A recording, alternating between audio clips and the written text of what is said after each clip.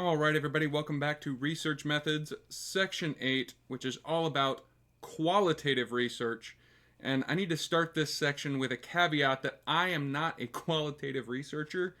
Um, all of the research I have done so far has been very kind of squarely in the quantitative realm. So this is all going off of what I learned when I was a student. So if you really want to know a lot about qualitative research, you might want to find some other source. But I am going to go over it kind of briefly, hit the high points, and see what we can't cover in at least a little bit of time. So, qualitative research, obviously, you're going to focus on qualitative data.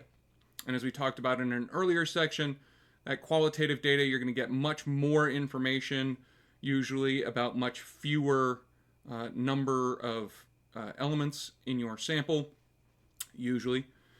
It is most commonly used with exploratory research. So remember, we had those four kinds of research: those descriptive, exploratory, explanatory, and applied. This is most commonly used with exploratory research, meaning we don't know a lot about this particular subject area. We don't even know enough to really know what questions to ask. So we're going to go in and just kind of figure out what's going on here, Qualitative research usually has a lot of much wider research questions than quantitative data. Quantitative analysis usually has very, very specific research questions, whereas qualitative research questions are usually much broader. Just kind of, hey, how does this group react to other groups, or what's going on with these people, or why do these people believe the way they do, or something like that. Now, one thing that is very, very important with qualitative methods is social context. When you're studying people, nothing happens in a vacuum, right? So whether somebody's happy or sad, or belongs to a group or doesn't belong to a group, or a group is growing or shrinking, or there's a war or the equivalent of a war, all of that provides this social context, and has to be seen within that social context, because socialization affects so much. And just because, when somebody is raised in a much different type of socialization process than you, it's going to look very different. And you have to be sensitive to that. You have to kind of look out for that. And trying to understand that social context is one of the most difficult parts of this kind of qualitative methods, right? When we're looking at causation, part of that social context role is that causation with quantitative data is usually seen as very linear, as very, this changes in this variable cause changes in that variable. And we might want to control for one or two other things. But in qualitative research, causation is really complex and interconnected, and there's all these different factors and the social context and this and that are all kind of resulting in this person doing this thing or this event happening or whatever. This is where you kind of get permission to have a reflexive research design. So with quantitative data, you want to make that plan at the beginning, stick to that plan unless you are absolutely forced to change it. Whereas with qualitative research, you can relax that rule a little bit. You can go in and kind of start with a plan, and then start learning, start gathering data, start interviewing people, or start observing people, or whatever your particular qualitative method is. And then use those initial observations to kind of guide and shape subsequent observations or interviews or whatever. And you also have to really, really, really be careful, because any researcher is going to be subjective, right? You are going to have your biases, you're going to have the results of your socialization process, and you can make an attempt to minimize that. You can kind of train yourself and work really hard at becoming less subjective, but you can't get rid of it entirely. So your biases and your socialization and everything is going to affect how you perform that research and what questions you ask and how you ask questions, and your personal feelings about the people you're studying, all that kind of stuff. So, if you're going to do some kind of qualitative research, just like with quantitative research, you need to inform people ahead of time what your study's about. You know, here's who I am, here's what I'm studying, here's why I'm studying it, here's what I'm interested in, here's the kinds of things I'm trying to figure out. Have that ready and don't lie, right? Lying is bad. People are pretty good at figuring out that you're lying about what you're doing there and why you're doing this research. So don't do that, right? Be open, be honest. You'd be amazed at, even if you're like, you know, I want to study this group because you're a hate group and you're doing all these horrible things. Even then, people will be like, oh, okay, come study us, right? So maintain the support of key individuals. Whatever group you're going into, whatever situation you find yourself in, there's going to be certain individuals who are really, really important to kind of keep on your side, right? It might be a tribal chief. It might be the organization president or vice president. It might be just, an elder of the group or something. But kind of figure out whose support and whose, I don't want to say friendship, because it's not really friendship, but figure out who you need on your side. And then make sure you maintain them as being on your side, right? Don't antagonize them. Don't make any decisions that would make them want you to not be there, right? Don't be too aggressive, right? I know you're going to have all kinds of questions. You're going to want to know all kinds of things. You're going to want to go everywhere and see everything and be part of every ceremony and every meeting and all that stuff, but you can't be too aggressive with that. Especially on day one, right? If it's a long-term observational kind of thing, maybe on day 50 or 60 or 100, you can be a little bit more aggressive than you were. But on day one especially, you want to make sure that you kind of say, hey, I would love to be part of this meeting or this ceremony or whatever. But if you get any kind of pushback, be really kind of conciliatory. Oh, yeah, of course. If that's a private thing, that's a private thing. Or, oh, you don't want to answer that question? That's totally fine. You don't have to answer that question, right? But if you start asking question after question after question, if you don't not only take no for an answer, but take even kind of reticence as a no, you're going to come across as way too aggressive and too nosy, and that's going to cause people to want to kind of back away and step away and not participate with you and open up to you. Don't fake social similarity. If you are not a member of those groups and you weren't raised similarly to members of those groups, don't try and fake it, right? So everybody here had some kind of social context that they grew up in. If you're like me, middle class white male, raised in the southern United States, I can't fake being, a tribal group in Southeast Asia. I can't fake having grown up poor in Appalachia. I can't fake having grown up, in urban Toronto, right? So don't even try. Acknowledge that you had a very different social background than the people you're studying.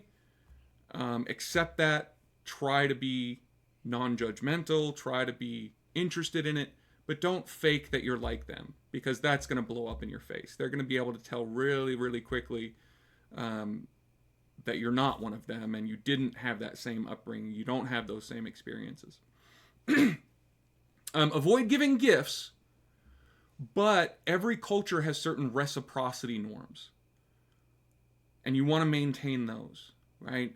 So different groups, different tribes, different societies, different whoever have these kind of norms about, in this ceremony or for this holiday or for this thing, there's an exchange of gifts, or there's everybody buys this person a small present or whatever.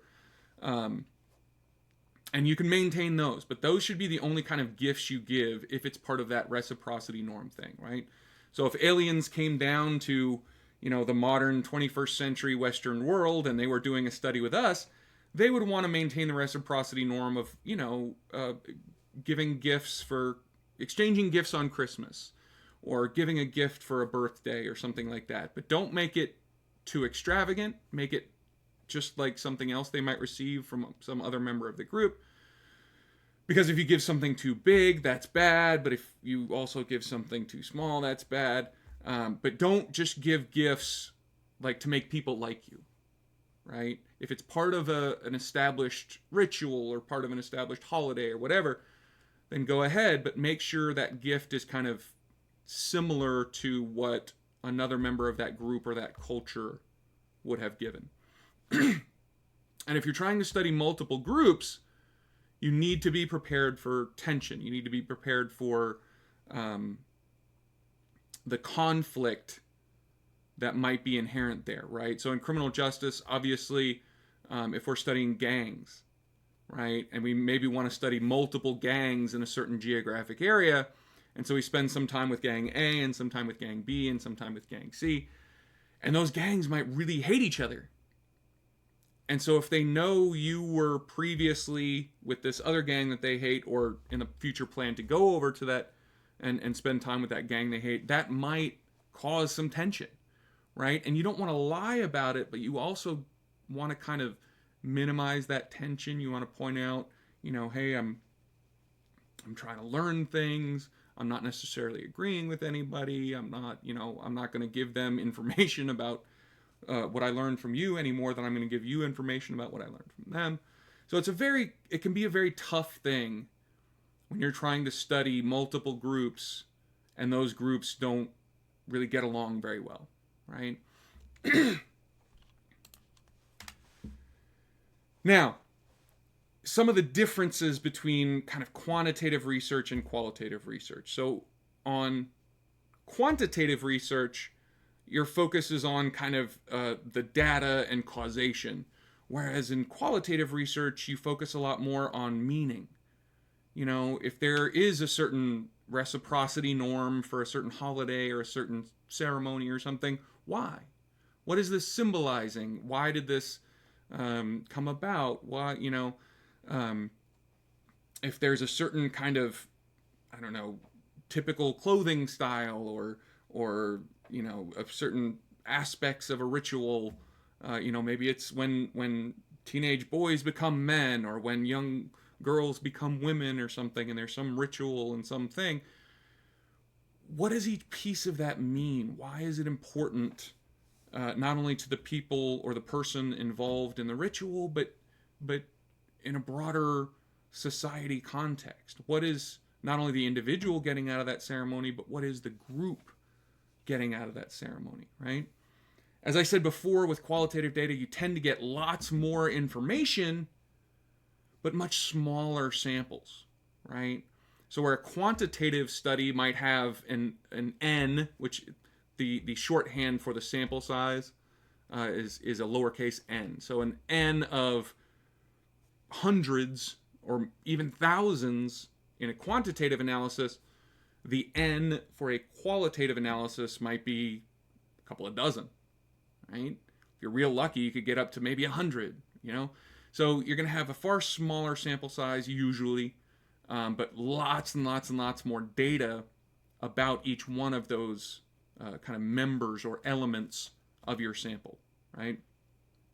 That data is often kind of in-depth and detailed, but you don't often start with predetermined categories, right? Because of that reflexive research design, you go into your study kind of knowing sort of what you want to study and have some idea what your variables are. But when you actually get into it, you're going to realize that it didn't kind of pan out the way you were really expecting it to. So maybe you thought this variable, you might have to categorize people as one of three things, but you might realize that it's not really one of three things, it's one of seven things, right? And so your variables might change. So that can be kind of, and it can be hard to determine what exactly qualifies as being in the same category and what categories should be kind of split apart and all those things. You, as the researcher, are the measuring instrument. It's your observations, what you hear, what you see, what people tell you. You are the instrument of measurement, and that brings with it both positives and negatives, right? Positives, you get to kind of make sure that everything is run through your particular filter. You get more chances to follow up with people. You get more chances to kind of ask follow-up questions and stuff.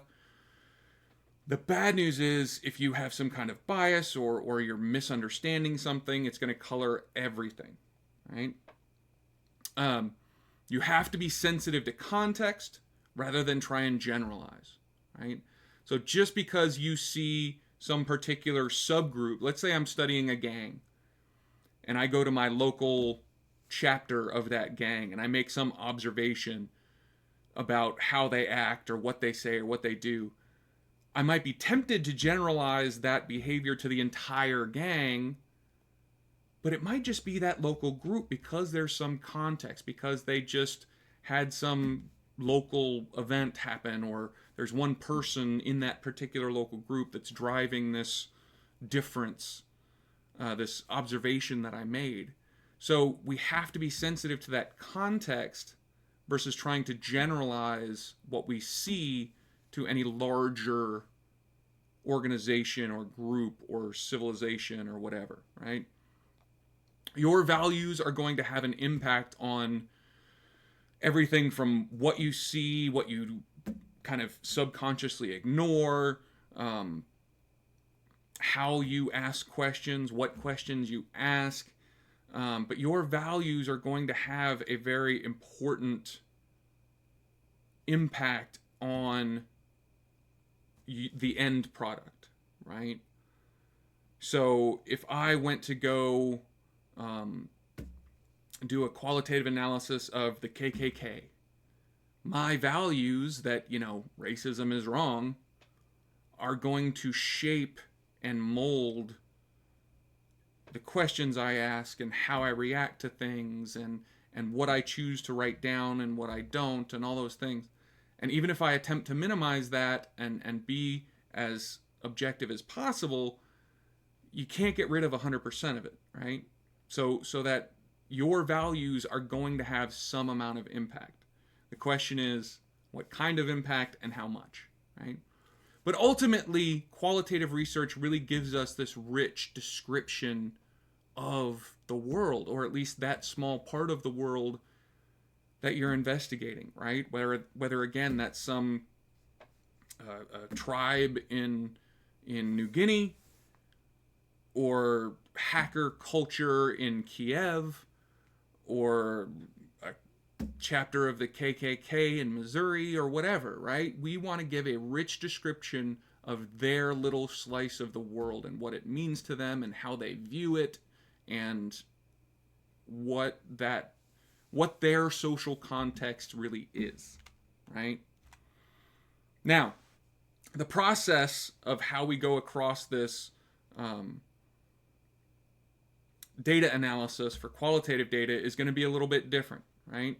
So obviously we're going to have a plan, we're going to go out, we're going to gather data, but that entire time we're gathering data, we're documenting, right? It might be with pen and paper, it might be with a laptop, might be with an audio tape recorder, whatever. We're going to have some kind of documentation, some kind of field notes, some kind of record of what we see and how we see it and who said what and when and all those things. Once we're done gathering that data, once we're done documenting everything, we want to make sure our documentation is complete. Then we organize everything, right? And how exactly we organize it is going to depend on exactly what our research question is, exactly how much documentation we have, what themes we noticed while we were gathering data, right? So it might be like, we might want to organize it into all the stuff we've recorded where they're talking about other groups, all the stuff they've recorded when they were talking about each other in a positive way, all the stuff we recorded where they were talking about each other in a negative way, all our observations about various rituals, all our observations about various um, troubles and problems they had, But we're going to organize it in a way that makes sense for that little piece of research. And then we're going to start drawing connections. We're going to start saying, oh, this person was involved in a lot of negative interactions with lots of different people.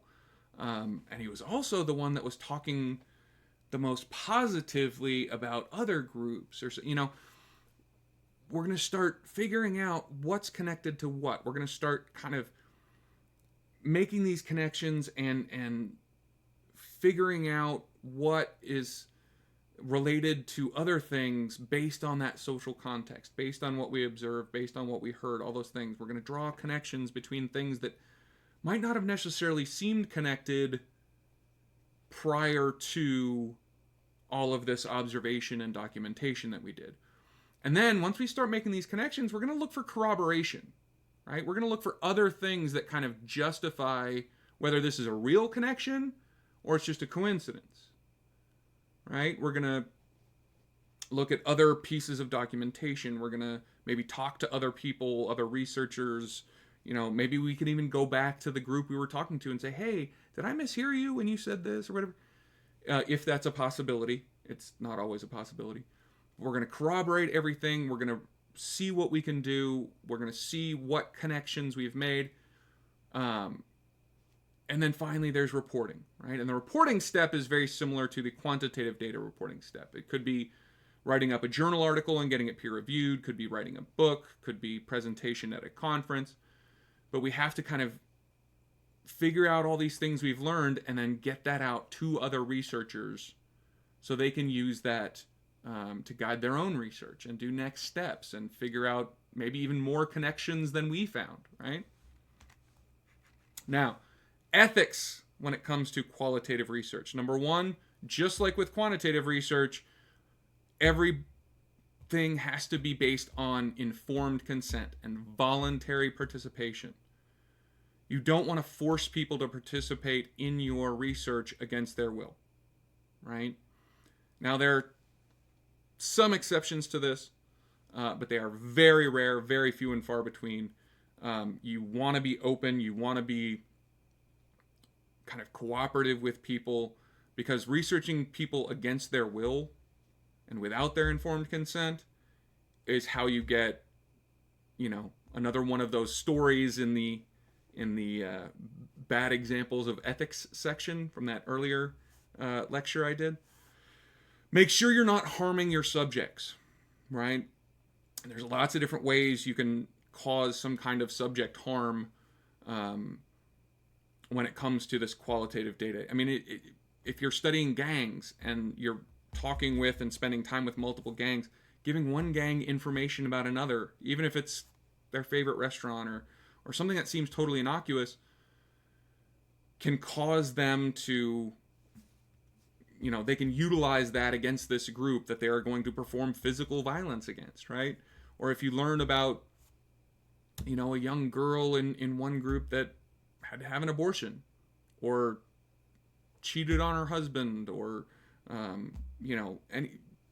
anything like that, and then somehow make that known to others, that can cause harm, right? That can cause, at the bare minimum, emotional or psychological harm, but even physical harm, right? Make sure you disclose your identity. You don't want to, again, kind of lie about who you are and what you're doing there. Be very open about who you are and what you're studying and what organization you're affiliated with and all those things. And really, really, really importantly, maintain confidentiality. Right? So if you learn people's names, which you're almost definitely going to have to learn people's names, never, ever, ever, ever disclose those. In fact, I would probably at least attempt to not even write them down in any of my notes. I would use code names or just assign numbers to people or something in order to help maintain confidentiality. But it's not just that, right? So there are ways you can kind of violate confidentiality without using anybody's name, right? And recently in the legal world, there was a great example of this because there was a legal document that was filed, and the legal document was about to be kind of disclosed to the world, and they wanted to protect people's identities. So they changed all the names to like subject number 1, subject number 2, subject number 3, which are theoretically, to maintain confidentiality, right? But then it said something along the lines of, subsequently, subject 1 won the presidential election for the United States of America in 2016. It was like, wow, you took their name out and replaced it with subject 1 to maintain confidentiality.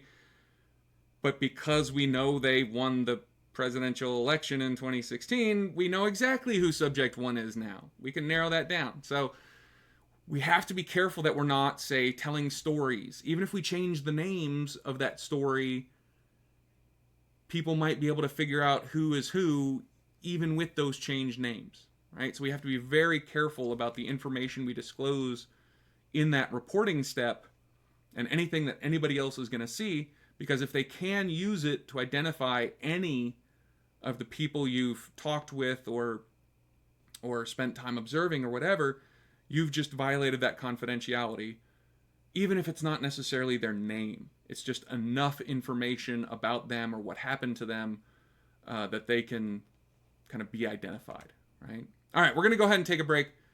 I'll see you in just 1 second.